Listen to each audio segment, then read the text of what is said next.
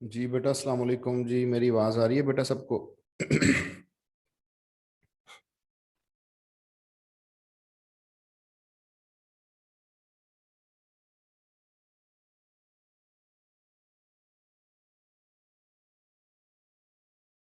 जी बेटा, अस्सलाम वालेकुम। मेरी आवाज़ आ रही है बेटा सबको?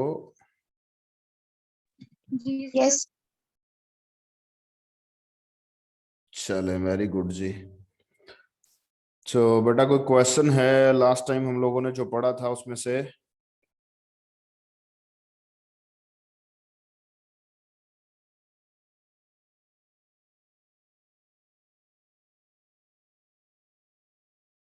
लास्ट टाइम हम लोग रिटर्निंग ऑब्जेक्ट्स फ्रॉम फंक्शंस पढ़ रहे थे। उसमें आपने देखा कि हम लोगों ने कैसे एक ऑब्जेक्ट जो है, जैसा कि ये सामने आपको स्क्रीन पे नज़र भी आ रहा है, कि कैसे एक ऑब्जेक्ट हमने पास किया टू अ फंक्शन और वहां से एक ऑब्जेक्ट रिटर्न भी करवाया। जैसा कि मैं थोड़ा सा फिर से इसको एक्सप्लेन कर देता हूँ। ये डिस्ट 2 का ऑब्जेक्ट हमने पास किया था और डिस्ट 2 का ऑब्जेक्ट पास होके इस D2 में गया। फिर इस फंक्शन ने डिस्टेंस 1 ये और डिस्ट 2 के फीट एंड इंचेस जो कि D2 में गए, इन दोनों के साथ कुछ ऑपरेशंस परफॉर्म किए और ऑपरेशन परफॉर्म करने के बाद वो वैल्यूज जो हैं वो टेम्प के इंचेस में गई, टेम्प के फीट में गई, और एट द एंड ये टेम्प का जो ऑब्जेक्ट है ये हमारे पास रिटर्न होके यहाँ आया इधर, क्योंकि यहाँ हमारे पास ये फंक्शन जो है वो कॉल किया गया था। और जब फॉर एग्जांपल अगर मैं यहाँ पर लिखूं टेम्प, जो और ये डिस्ट 3 एक ऑब्जेक्ट है, एक ऑब्जेक्ट यहाँ पर रिटर्न होके आया, तो इसका मतलब है जो हम लोग पहले पढ़ के आए थे, डिफॉल्ट कॉपी कंस्ट्रक्टर, वो डिफॉल्ट कॉपी कंस्ट्रक्टर को यूज करते हुए यहाँ पर जो फीट और इंचेस रिटर्न होके आए थे इन एन ऑब्जेक्ट, वो फीट एंड इंचेस कॉपी कर दिए गए डिस्ट 3 के फीट एंड इंचेस में।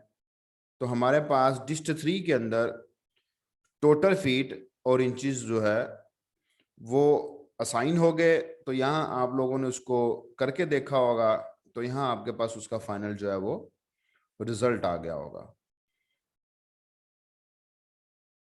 तो हम लोगों ने लास्ट टाइम बेसिकली जो चीज पढ़ी थी that is returning objects from functions. तो अभी हमें हमने जो अब पढ़ने जाना है that is static class data member. लेकिन उससे पहले आप लोगों के पास ये जो प्रोग्राम जो अभी हम लोगों ने किया है या लास्ट टाइम हमने किया था, इसके बारे में थोड़ा सा हमने देखना था ताकि मैं आप लोगों को रिमाइंड करवा सकूं कि हमने क्या पढ़ा था। ये डायग्राम जो है, ये डायग्राम आपके सामने है, आप लोग इसको अंडरस्टैंड कर सकते हैं। आप लोग ये वही काम जो ऊपर मैं एक्सप्लेन अभी भी करके आया हूँ, लास्ट टाइम भी एक्सप्लेन किया था। ये आपके सामने डायग्राम बहुत एफिशिएंटली इसको एक्सप्लेन कर रही है। और अगर कोई बात है, कोई क्वेश्चन है तो बेटा शाबाश पूछ लें।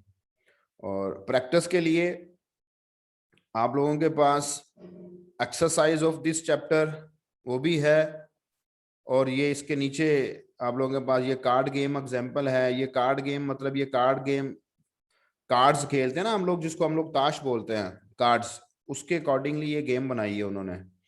ठीक है जी। ये गेम जो है इसको आप लोग इस प्रोग्राम को रन करके देखें, इस प्रोग्राम को अंडरस्टैंड करें। अगर इस प्रोग्राम में कोई नई चीज़ है, जैसा कि आपने पूछा था मुझसे, तो कोई नई चीज़ समझ नज़र आ रही है उसके बारे में मुझसे पूछे, मैं आप लोगों को बताऊंगा। तो इसको करें। होप्स हो कि आप लोगों को समझ आएगी, और प्रैक्टिस के पॉइंट ऑफ व्यू से बहुत अच्छा प्रोग्राम है, क्योंकि काफ़ी चीज़ें इसके अंदर हमारी जो है वो क्लियर हो रही हैं। उसके बाद नेक्स्ट मूव करते हैं जी हम लोग मेमन अभी पढ़ो तो सही इसको। ये एक डाटा टाइप, इनम भी एक डाटा टाइप होती है। ठीक है, जब आप इसको पढ़ेंगी करेंगी फिर पूछना मुझसे। अभी तो आपने सामने लिखा देख लिया ना और पूछ लिया है। ठीक है।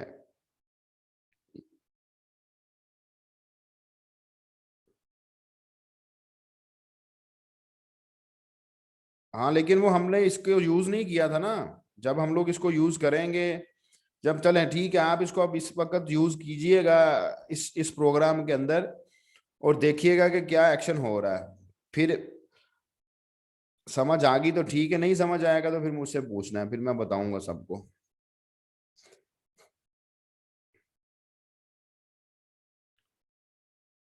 नेक्स्ट हम लोग जो पढ़ने जा रहे हैं बेटा, वो बेसिकली ये आपके सामने डायग्राम है, मैं थोड़ा सा इसको एक्सप्लेन करना चाहता हूँ। जब आप लोग एक क्लास डिफाइन करते हैं, उस क्लास के अंदर आप डाटा मेंबर्स रखते हैं, just like feet and inches का डाटा है, फीट का डाटा मेंबर है, इंचेस का डाटा मेंबर है। उसके अंदर आपने एक गेट वैल्यूज का फंक्शन रखा, उसके अंदर आपने एक डिस्प्ले का फंक्शन रखा, उसके अंदर आपने एक ऐड डिस्टेंस का फंक्शन रखा। तो जब आप लोग उस क्लास के ऑब्जेक्ट्स डिक्लेयर करते हैं, जब आप उस क्लास का ऑब्जेक्ट क्रिएट करते हैं अपने मेन में जाके, तो ये बेसिकली बैकएंड पे डायग्राम जो है ये काम करती है। काम करने से मुराद ये, आपने एक ऑब्जेक्ट बनाया तो फीट एंड इंचेस के डाटा मेंबर्स जो हैं वो हर ऑब्जेक्ट के लिए सेपरेट से होते हैं, हमें पता है। फीट एंड इंचेस ऑब्जेक्ट 2 के लिए भी सेपरेट से होंगे, फीट एंड इंचेस ऑब्जेक्ट 3 के लिए भी सेपरेट से होंगे, लेकिन फंक्शन जो होते हैं ना वो कॉमन होते हैं, वो क्लास के फंक्शन होते हैं। सभी ऑब्जेक्ट्स उन्हीं फंक्शंस को कॉल करते हैं, सभी ऑब्जेक्ट्स उन्हीं फंक्शन को यूटिलाइज करते हैं, और ये डायग्राम बहुत एफिशिएंटली आपको ये बात समझाने की कोशिश कर रही है। ठीक है जी। Objects, data, functions and memory, के मेमोरी के अंदर आपके जो फंक्शंस हैं वो एक दफा डिफाइन कर दिए जाते हैं, फंक्शन से रिलेटेड मेमोरी एलोकेट कर दी जाती है। लेकिन ऑब्जेक्ट्स जैसे जैसे क्रिएट होते जाते हैं, हर ऑब्जेक्ट के डाटा मेंबर सेपरेट से उनकी मेमोरी एलोकेशन होती है, सेपरेट से उनके अगेंस्ट सारे ऑपरेशन किए जाते हैं। लेकिन ऑब्जेक्ट 1 के लिए फंक्शन कॉल होगा, तो हमने देखा इसको कि अगर एक फंक्शन जो है वो ऑब्जेक्ट 1 के लिए कॉल हो रहा है, तो वो ऑब्जेक्ट 1 के जो डाटा मेंबर्स हैं उनके लिए काम करता है, उनके साथ अपना जो भी उसकी एक्टिविटीज होती हैं वो परफॉर्म करता है। और जब आपके फंक्शन जो हैं वो ऑब्जेक्ट 2 के लिए कॉल होते हैं, तो ऑब्जेक्ट 2 के जो डाटा मेंबर्स हैं उनके साथ काम करते हैं। जब ऑब्जेक्ट 3 के लिए कॉल होते हैं तो ऑब्जेक्ट 3 के लिए काम करते हैं। तो ये जो फिगर आपके सामने है, फिगर 6.8, ये बहुत अच्छी प्रेजेंटेशन है आपके क्लास के कॉन्सेप्ट को समझने के लिए कि बैकएंड पे होता क्या है, मेमोरी एलोकेशन कैसे हो रही है। तो यहाँ कोई कंफ्यूजन है बेटा तो पूछ लें, शाबाश।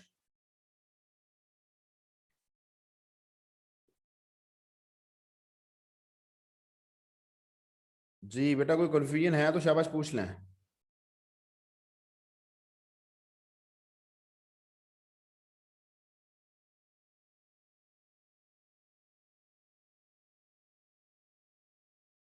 कोई कंफ्यूजन नहीं है। तो समटाइम हमारे पास कोई एक्टिविटीज ऐसी आ जाती हैं, कोई प्रोग्राम्स ऐसी आ जाती हैं, कोई रिक्वायरमेंट्स ऐसे आ जाते हैं कि जस्ट लाइक फॉर एग्जांपल हम एक ऐसा प्रोग्राम लिखना चाहते हैं कि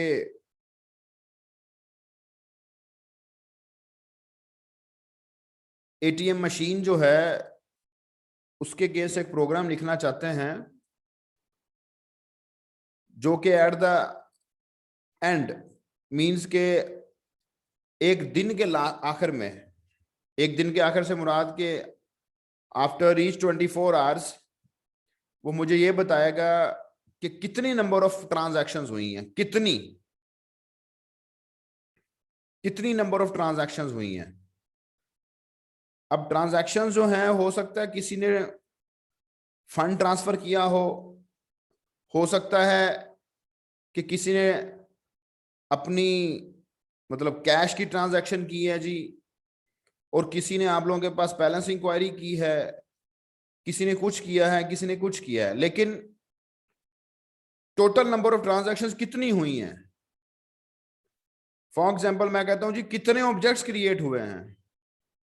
हर ऑब्जेक्ट ने अपना अपना काम तो किया, किसी ऑब्जेक्ट ने कुछ किया, किसी ऑब्जेक्ट ने कुछ किया, लेकिन टोटल नंबर ऑफ ऑब्जेक्ट्स कितने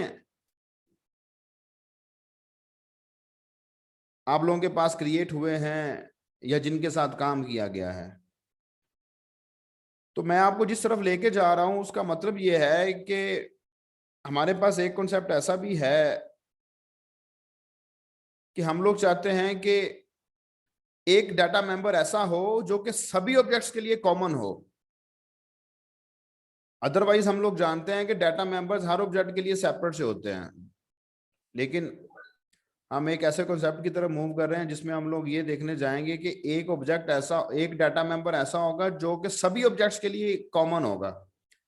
उस डाटा मेंबर को सभी ऑब्जेक्ट्स कॉल करेंगे, सभी ऑब्जेक्ट्स यूज करेंगे। यहां इस डायग्राम में आप देख रहे हैं कि हर ऑब्जेक्ट के लिए सेपरेट से डाटा मेंबर्स हैं, और इवन दैट हम करके भी आए हैं, आप लोगों ने करके भी देखा है कि हर ऑब्जेक्ट के अगेंस्ट डाटा मेंबर सेपरेट होते हैं। लेकिन हम लोग जिस तरह मूव कर रहे हैं बेटा, वो जो कॉन्सेप्ट है उसका नाम है स्टैटिक क्लास डाटा।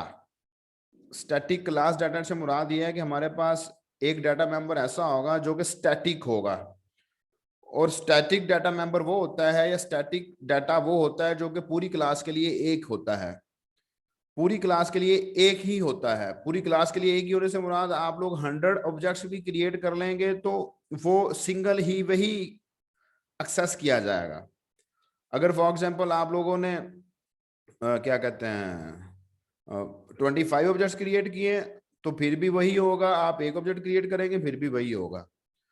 तो ऐसी सिचुएशन के अंदर, जिसकी एक बेसिक सिंपल सी एग्जांपल है कि मैंने आपको बताया है कि बैंक वाले चाहते हैं कि मुझे at the end of the day ये इंफॉर्मेशन मिले कि हाउ मैनी ट्रांजैक्शंस जो हैं वो की गई हैं एक दिन के अंदर या लास्ट 24 आवर्स के अंदर। तो वो काउंटिंग जो है नंबर ऑफ ट्रांजैक्शंस की, वो कैसे की जाएगी, या हम लोग काउंट करना चाहते हैं जी कि कितने ऑब्जेक्ट्स क्रिएट हुए हैं, वो हमारे पास अगर काउंटिंग करना चाहते हैं तो हमें कोई ना कोई एक ऐसा डाटा मेंबर लेना पड़ेगा जो कि स्टैटिक होगा। अदरवाइज अगर आप स्टैटिक नहीं लेंगे तो हर ऑब्जेक्ट के लिए वो डाटा मेंबर सेपरेट होता जाएगा। जस्ट लाइक कि हम लोग एक प्रोग्राम करके आए थे काउंट काउंट वाला, उस प्रोग्राम को मैं कोशिश करूंगा कि वो प्रोग्राम मैं आपको स्टैटिक डाटा मेंबर के साथ करके दिखाऊं। लेकिन अभी हम लोग पहले यहां पर देखते हैं जो उसने एग्जांपल की हुई है, उसने कैसे एग्जांपल, और ये फू की जो एग्जांपल वो दिखा रहा है हमें, उसके अंदर उसने कैसे स्टैटिक डाटा को समझाने की कोशिश की, इसको देखते हैं जी पहले।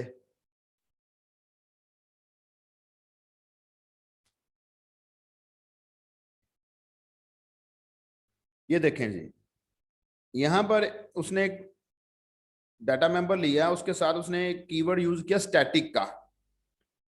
आज से पहले आप लोग जितने भी वेरिएबल्स डिक्लेयर करते आए हैं, चाहे प्रोग्रामिंग के कोर्स में करते आए हैं, चाहे आप लोग डाटा स्ट्रक्चर के कोर्स में करते आए हैं, चाहे आप लोग जो है वो ऊप के कोर्स में करते आए हैं, जितने भी वेरिएबल्स आप लोग डिक्लेयर करते आए हैं, आपने कभी भी ये स्टैटिक का कीवर्ड यूज नहीं किया था। लेकिन अभी अगर आप लोग यहाँ पर देख रहे हैं कि स्टैटिक का कीवर्ड यूज किया है, तो उसका क्या मतलब है, उसका उसका यूज क्या है? तो ये कमेंट्स में उसने लिखा भी हुआ है, जो बात मैं आपको बता के आऊंगी। Only one data item for all objects, ठीक है जी, for all objects. Hope so के यहाँ पर एक फिगर होगी, मैं वो फिगर अगर आपको दिखा सकूं, ये देखें, ये देखें जी, ये दो डाटा मेंबर्स ऐसे हैं जो कि स्टैटिक हैं। फॉर एग्जांपल एक क्लास थी, अगर मैं यहाँ पर अगर आपको एनोटेट करके दिखा सकूं तो दिस विल बी गुड। चलें, फॉर एग्जांपल एक क्लास थी, मैं रख लेता हूँ जिसका नाम ये रख लेते हैं, ठीक है जी। और यहाँ हम लोग कहते हैं जी प्राइवेट है, और यहाँ उसने क्या किया कि int data 1 comma data 2, static int data 3 comma data 4, और पब्लिक के अंदर वो कुछ भी, मतलब कुछ भी लिख दे यहाँ पर, ठीक है जी। फंक्शन बना देंगे हमारे पास, मैं यहाँ पर सिंपल लिख देता हूँ मेंबर फंक्शंस, तो वो आप लोग अंडरस्टैंड कर लेंगे, ठीक है। अब यहाँ पर अगर मैं आप लोगों को इसको समझा सकूं, इसके मुताबिक अगर मैं आपको दिखा सकूं, तो बेटा ये देखिएगा जरा। अब इस डायग्राम को भी देखना है आपने साथ में।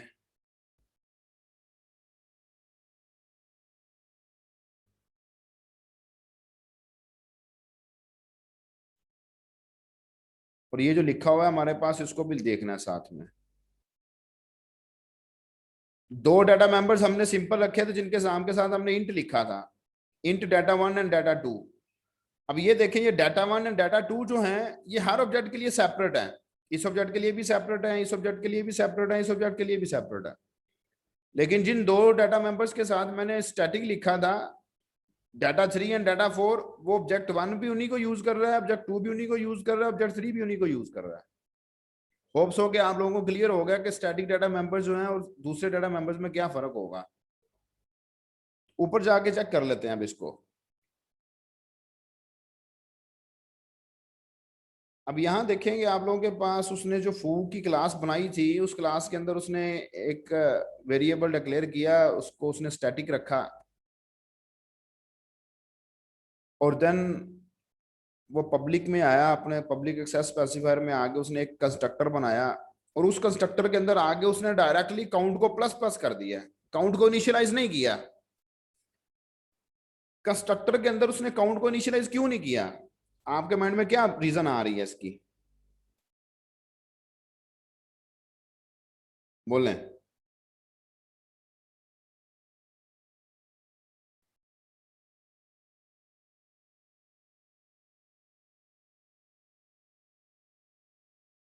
जी बेटा, क्या रीजन आ रही है आपके माइंड में इसमें कि क्यों नहीं उसने कंस्ट्रक्टर के अंदर इसको इनिशियलाइज किया?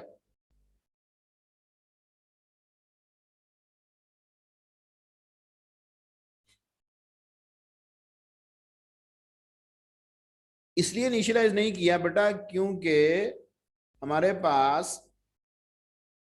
हर ऑब्जेक्ट के लिए कंस्ट्रक्टर ऑटोमेटिकली कॉल होता है।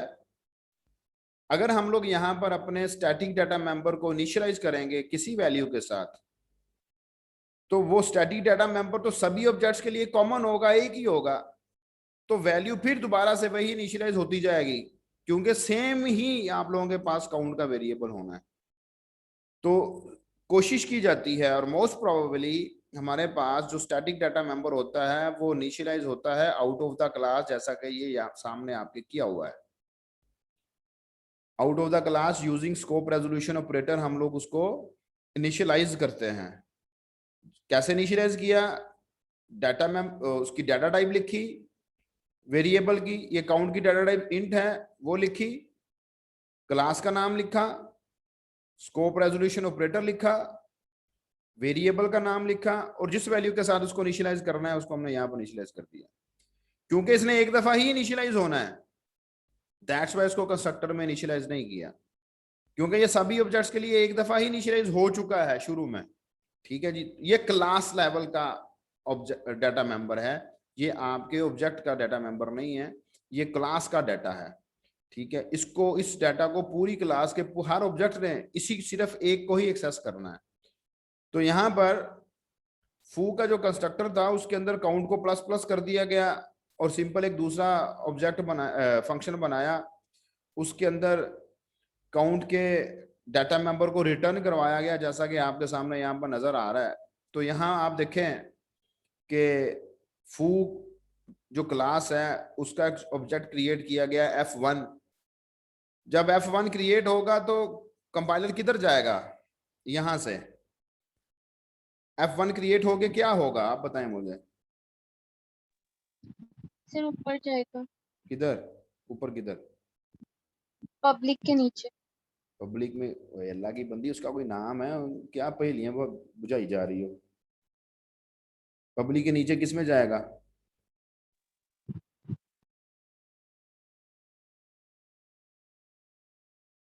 बताओ मेमन, पब्लिक के नीचे किस में जाएगा? सर फू में। फू के काउंट। कंस्ट्रक्टर में, फू के कंस्ट्रक्टर में जाएगा। जब ऑब्जेक्ट क्रिएट होता है तो कंस्ट्रक्टर ऑटोमेटिकली कॉल होता है। तो जब ऑब्जेक्ट F1 क्रिएट हुआ तो फू के कंस्ट्रक्टर में चला गया। कंस्ट्रक्टर में जाके उसने काउंट को इंक्रीमेंट किया, काउंट की वैल्यू बन गई 1। ठीक है जी, काउंट की वैल्यू बन गई 1। ठीक है जी, काउंट मेमोरी में 0 था। फिर F2 के लिए कंस्ट्रक्टर कॉल होगा, फिर यहां जाएगा काउंट के लिए, काउंट में इंक्रीमेंट करेगा, काउंट की वैल्यू बन जाएगी 2, क्योंकि सेम काउंट है।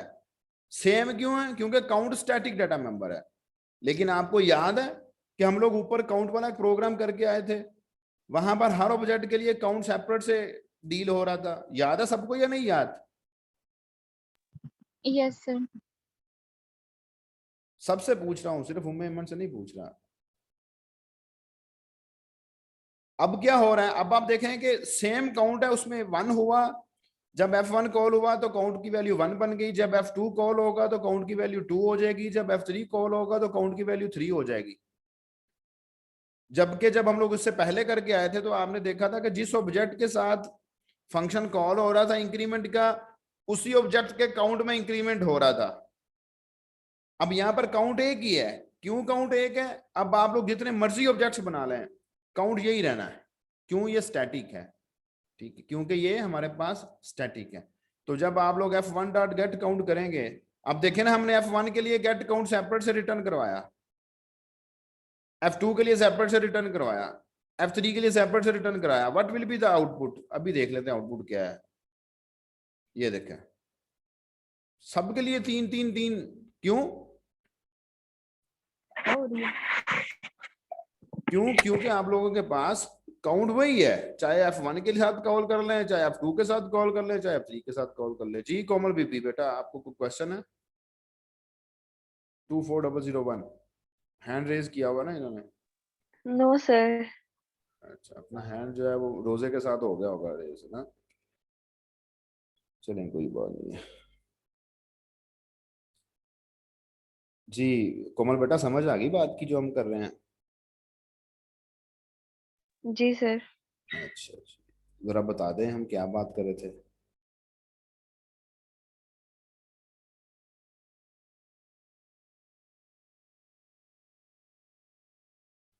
बता दो बेटा अब कि हम क्या बात कर रहे थे। अच्छा चले, मैं बता देता हूँ, आप नहीं बताएंगे, आप तो नाराज हैं हमसे। तो ये देखें जी, कि पहले आप बेटा याद करें, थोड़ा सा रिमाइंड करें कि पहले हम F1 के साथ एक फंक्शन कॉल करते थे। तो F1 का फंक्शन, F1 के साथ जब फंक्शन कॉल होता था तो वो फंक्शन F1 के ऑब्जेक्ट डाटा मेंबर्स के साथ काम करता था। जब फंक्शन F2 के साथ कॉल होता था तो वह F2 के डाटा मेंबर्स के साथ काम करता था। जब फंक्शन F3 के साथ कॉल होता था तो F3 के फंक्शन के साथ काम करता था। अब मैं आपको बेसिकली ये प्रोग्राम करके दिखाता हूँ, और इसमें चेंज करके भी देखेंगे हम लोग। कर लेंगे, रहने दें?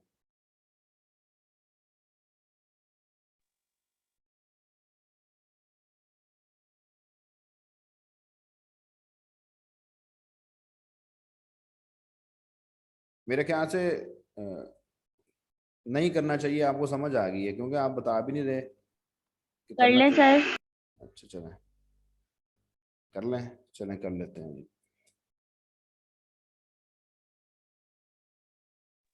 सर जी हमने ना चैप्टर नंबर 4 के कुछ प्रोग्राम समझने हैं, हम आपको डिसाइड करके बता देंगे। जी बेटा, डिसाइड करके आपस में डिस्कस करके मुझे बता दीजिएगा, हम लोग इंशाल्लाह उनको कर लेंगे डिस्कस। ठीक है जी। प्राइवेट सेट स्पेसिफायर के अंदर हम लोग वेरिएबल, स्टैटिक वेरिएबल लेना है हमने, जिसका नाम है count.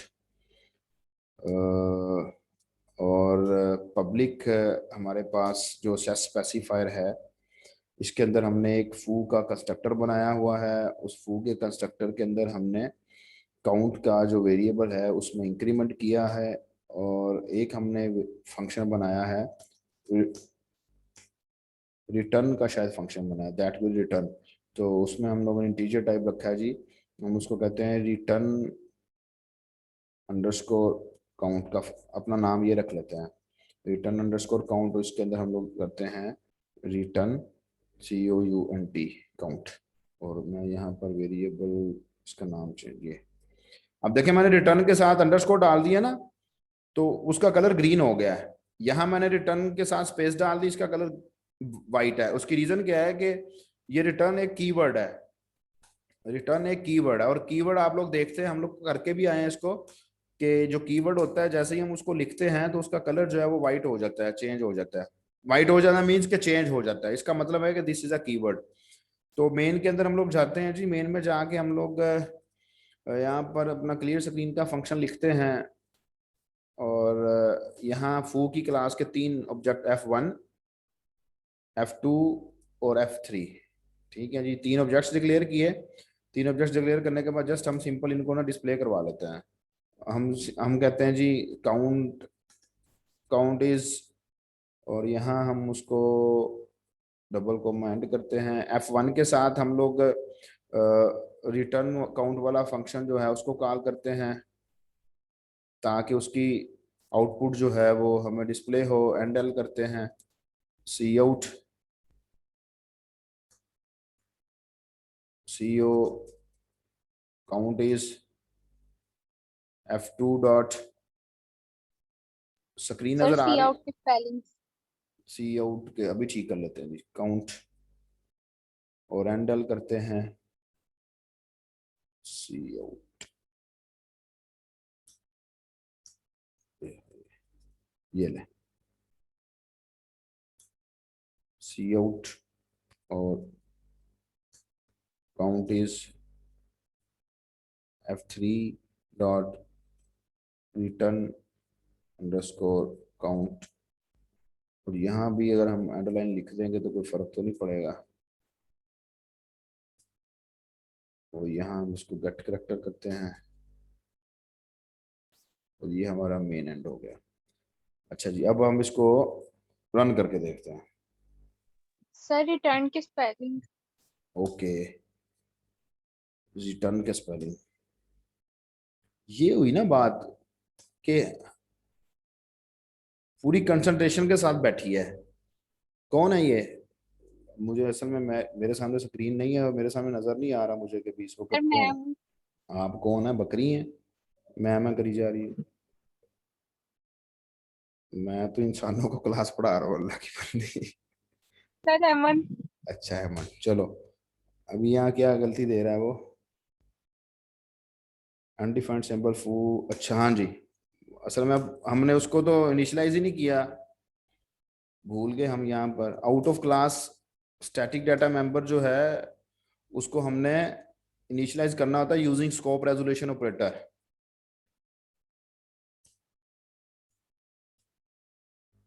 Int foo scope resolution operator count equals to 0। Out of class हमने इनिशियलाइज किया जी, मेन से पहले कर दिया, क्लास के बाद कर दिया। ये ले जी, काउंट इज 3। अब आपको मैं इसको लाइन वाइज कंपाइल करके दिखाता हूं F7 के साथ, फिर मैं चेंज करूंगा, फिर मैं स्टैटिक का कीवर्ड खत्म कर दूंगा, फिर देखेंगे क्या आउटपुट आती है। ठीक है, चलें इसको F7 के साथ रन करते हैं। ये F7 के साथ ये वाइड मेन में गया बेटा। वाइड मेन में जाने के बाद क्लियर स्क्रीन के फंक्शन की वजह से उसने आउटपुट स्क्रीन क्लियर की। अब फू F1 F2 F3 as a programmer मुझे ये देख के समझ आ रही है कि यहाँ पर हमने 3 ऑब्जेक्ट्स क्रिएट किए हैं। F1 की वजह से वो कंस्ट्रक्टर में जाएगा, कंस्ट्रक्टर में चला गया, कंस्ट्रक्टर में जाके उसने काउंट की वैल्यू में इंक्रीमेंट किया, फिर कंस्ट्रक्टर में चला गया, F2 की वजह से चला गया, फिर कंस्ट्रक्टर में चला गया, F3 की वजह से चला गया। और यहाँ आगे देखें कि फिर ये फंक्शन कॉल होगा, इस फंक्शन कॉल की वजह से वो हमें आउटपुट दिखाएगा F1 की, फिर हमें आउटपुट दिखाएगा F2 की, फिर हमें आउटपुट दिखाएगा F3 की, और यहाँ से फिर जो है वो खत्म, और गेट करेक्टर करके हमसे जो है वो वहाँ चला जाएगा, आउट ऑफ प्रोग्राम चला जाएगा। तो ये देखें, मैं थोड़ी सी इसमें आपको एक और चीज, आज एक और नई चीज हम ऐड करते हैं, बल्कि पहले सेमेस्टर में हमने किया भी था इसको। मैं यहाँ आपको करके दिखाता हूँ अभी। तो यहाँ हम लोग एक विंडो ओपन करते हैं वॉच की। हमने यहाँ पर काउंट के वेरिएबल को दरअसल में देखना है। काउंट के वेरिएबल को हमने यहाँ पर वॉच करना है, ठीक है। और इसके साथ मैं यहाँ पर आउटपुट की विंडो भी निकालता हूँ, आउटपुट की विंडो भी निकाल लेते हैं। और ये आपका प्रोग्राम है। आउटपुट की विंडो को थोड़ा सा छोटा कर लेते हैं साइज में। स्क्रीन आपको ये जो टर्बो की स्क्रीन पूरी नजर आ रही है कि छोटी नजर आ रही है?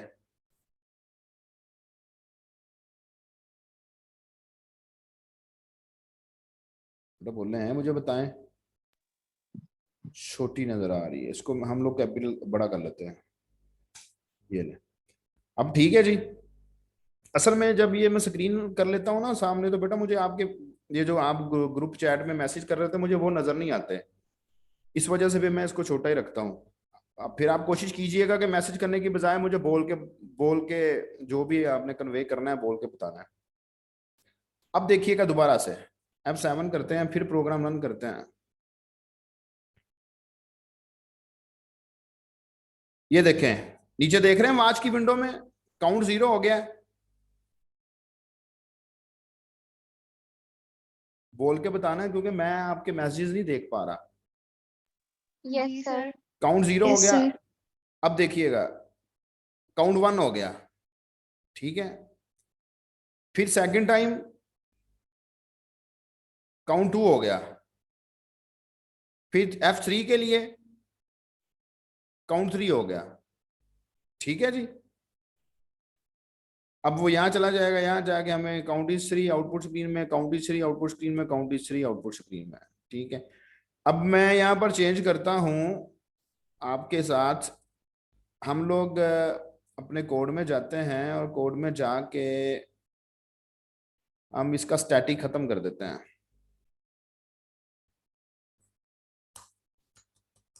स्टैटिक खत्म करने से एक तो चेक करते हैं कि हो क्या रहा है। अभी यहां पर चेक करते हैं कि क्या होता है। अभी हमने और कोई चेंज नहीं कर रहा है, हालांकि चेंज रिक्वायर्ड है, लेकिन देखते हैं कि क्या हो रहा है। एरर आ रहा है। क्या एरर आ रहा है? एरर ये आ रहा है कि आपने आउट ऑफ काउंट को आउट ऑफ क्लास इनिशियलाइज किया हुआ है, जबकि काउंट स्टैटिक डाटा मेंबर नहीं है। मैंने अभी आपको थोड़ी देर पहले बताया था कि हमें चेंजेस रिक्वायर्ड हैं, लेकिन हम नहीं कर रहे। और चेक करते हैं कि क्या होता है। सबसे पहला एरर उसने हमें ये दिया कि भाई आप मल्टीपल डिक्लेरेशन कर रहे हैं फू के काउंट की, फू के काउंट की मल्टीपल डिक्लेरेशन कर रहे हैं। अब मल्टीपल डिक्लेरेशन कर रहे हैं तो हम यहाँ इसको देखते हैं कि क्या होता है। अगर हम सिंपल यहाँ से ये एंड खत्म कर देते हैं, अब रन करके देखते हैं क्या होता है। अभी भी एरर है। Type name expected, type name expected से मुराद कहते हैं डाटा टाइप लिखे, हम इसको लिख देते हैं इंट। अब देखें, अब कोई एरर नहीं आएगा। अब वो हमें और ही कोई वैल्यूज देता जा रहा है। Count is 7804, count is 1, count is 1235। उसकी रीजन ये है, उसकी रीजन बेटा ये है बेसिकली कि आप लोगों के पास ये जो काउंट है ये क्लास का काउंट नहीं है। ये हमने एक ग्लोबल वेरिएबल बना दिया है मेन से पहले कोई एक। ये तो यूज ही नहीं हो रहा ना, इसके साथ तो अब कंसर्न नहीं कोई नहीं है, ठीक है। अब हो क्या रहा है, अब मैं देखता हूं यहां पर वॉच विंडो नजर आ रही है हमें। अब मैं जरा प्रोग्राम को रन करते हैं, फिर आपने जरा कंसंट्रेशन के साथ देखना है कि क्या होता है। काउंट को देखना है आपने जरा कंसंट्रेशन के साथ। अब काउंट ऊपर 0 आ रहा है, ये काउंट वो है जो ग्लोबल वेरिएबल है, ठीक। एक काउंट वो है जो क्लास का वेरिएबल है और वो ऑब्जेक्ट यूज करेंगे। जो काउंट क्लास का वेरिएबल है वो ऑब्जेक्ट यूज करेगा। अब देखिएगा क्या बनता है। फू में आया, अब उसने काउंट को एक गार्बेज वैल्यू के साथ इनिशियलाइज कर दिया। वॉच विंडो में आप देख रहे होंगे कि काउंट की वैल्यू जो है वो -29570 बनी हुई है। अब क्या है, अब ये हुआ कि F1 के काउंट के अंदर कौन सी वैल्यू आई, -29574। क्यों? क्योंकि हमने काउंट को कहीं इनिशियलाइज ही नहीं किया, क्लास के काउंट को। तो क्या हुआ, डिक्लेयर हो गया वो इंट काउंट की वजह से। वो यहां इंट काउंट की वजह से वो डिक्लेयर तो हो गया, लेकिन वो इनिशियलाइज हमने कहीं भी नहीं किया, हमने जस्ट डायरेक्ट उसमें इंक्रीमेंट ही किया है, इनिशियलाइजेशन तो की नहीं हमने उसकी। अब काउंट को कोई गार्बेज वैल्यू मिल गई, ये वाली, ये गार्बेज वैल्यू कहां से मिली उसको, जिस मेमोरी, जो मेमोरी एलोकेट हुई है ना वहां पर ये वैल्यू पड़ी हुई थी। अब काउंटिंग प्लस प्लस होना है, देखना क्या बनता है। ठीक, अब ये ले हो गया इंक्रीमेंट। ये 74 से 73 क्यों हुआ है, माइनस में है ना, इंक्रीमेंट हुआ ना। माइनस में आप 74 से 73 में जाएंगे तो 73 बड़ा है 74 से, माइनस में। अब देखिएगा, अब F2 के लिए फू का कंस्ट्रक्टर कॉल होना है, ठीक है। अब ये F2 का जो फू है, F2 का जो काउंट है उसमें 657 असाइन हो गया, कोई गार्बेज वैल्यू जो कि मेमोरी में पड़ी थी उसमें 658 का इंक्रीमेंट हो गया। अब ये फू का जो कंस्ट्रक्टर है F3 के लिए कॉल होगा, और यहां देखें ये 28773 वैल्यू मिल गई है F3 के काउंट को, उसमें इंक्रीमेंट होगा, या 72 हो गया। और यहाँ आप देखेंगे कि वो देखें पहले F1 के लिए जो काउंट की वैल्यू थी वो आपको आउटपुट स्क्रीन में नजर आ रही है, F2 के लिए काउंट की वैल्यू आउटपुट स्क्रीन में नजर आ रही है, F3 के लिए काउंट की वैल्यू जो आउटपुट स्क्रीन में नजर आ रही है। जी बेटा, फॉलो किया अब आपने। एक तो आपको यहां पर ये चीज क्लियर हो जानी चाहिए कि जब हम लोग स्टैटिक का कीवर्ड यूज कर रहे थे तो सेम काउंट था, वही काउंट जो है उसी में सारी चेंजेस आ रही थी, वो आप बेशक जितने मर्जी ऑब्जेक्ट्स बना लें। और जब हमने स्टैटिक का कीवर्ड खत्म कर दिया, जो कि हमारी पहली प्रैक्टिस थी, आज से पहले हम करते आ रहे थे, सारे डाटा मेंबर्स हमारे स्टैटिक नहीं होते थे, ठीक है। तो वो सारे डाटा मेंबर्स हर ऑब्जेक्ट के लिए सेपरेट होते थे, हर ऑब्जेक्ट के लिए सेपरेट से उनके साथ डीलिंग की जाती थी, जैसा कि हम दो डिफरेंट डायग्राम्स को देख के आए हैं। तो यहाँ पर ये देखें आपके पास वैल्यूज हैं। अब हम यहाँ पर अपना जो विदाउट स्टैटिक जो हम लोग मिस्टेक कर रहे थे कि ये गार्बेज वैल्यूज क्यों आ रही हैं, वो गार्बेज वैल्यूज जो आ रही थी हम लोग इनके साथ डील करते हैं। हमें क्या करना पड़ेगा, हम क्या करते हैं, हम कंस्ट्रक्टर में जाते हैं, हम कंस्ट्रक्टर में जाके आपका जो काउंट का वेरिएबल है इसको इनिशियलाइज करेंगे, काउंट के वेरिएबल को इनिशियलाइज करते हैं 0 के साथ, और यहां एक सेपरेट से फंक्शन बनाते हैं जिसका नाम रखते हैं वाइड इंक्रीमेंट अंडरस्कोर काउंट, और उसके साथ हम लोग जो है वो यहां पर इसके अंदर इंक्रीमेंट करते हैं काउंट के अंदर, और ये हम लोग इसको एंड करते हैं।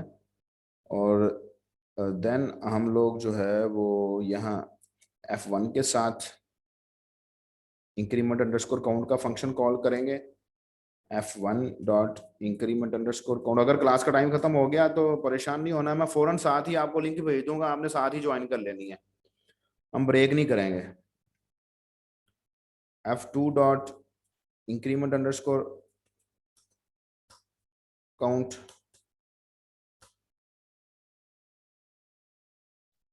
F3 dot increment underscore count, F3 dot increment underscore count. अब ये सारे फंक्शंस जो हैं ये हर ऑब्जेक्ट के लिए सेपरेट सेपरेट कॉल होना है, हर ऑब्जेक्ट के लिए सेपरेट सेपरेट से काउंट का वेरिएबल है, हर ऑब्जेक्ट के काउंट में सेपरेट से इंक्रीमेंट होना है। अब हम इसको रन करते हैं, देखते हैं, ठीक है जी।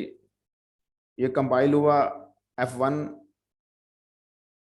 का काउंट 0 हो गया, ये लें F1 का काउंट 0 हो गया, आप वॉच विंडो में देख रहे हैं, ठीक है जी। और फिर F2 के लिए कंस्ट्रक्टर कॉल हुआ, उसका भी काउंट 0 हो गया, आप वॉच विंडो में देख रहे हैं। F3 के लिए 4 का कंस्ट्रक्टर कॉल हुआ, उसका काउंट भी 0 हो गया, आप देख रहे हैं। अब F1 के लिए इंक्रीमेंट अंडरस्कोर काउंट का फंक्शन कॉल होना है, F1 के लिए इंक्रीमेंट अंडरस्कोर काउंट के फंक्शन में आया, काउंट को 1 कर दिया, आप वॉच विंडो में देख रहे हैं। F2 के लिए इंक्रीमेंट अंडरस्कोर काउंट के फंक्शन में आया, F2 का काउंट 0 था ना, ये नजर आ रहा है आपको वॉच विंडो में, उसको 1 किया, चला गया,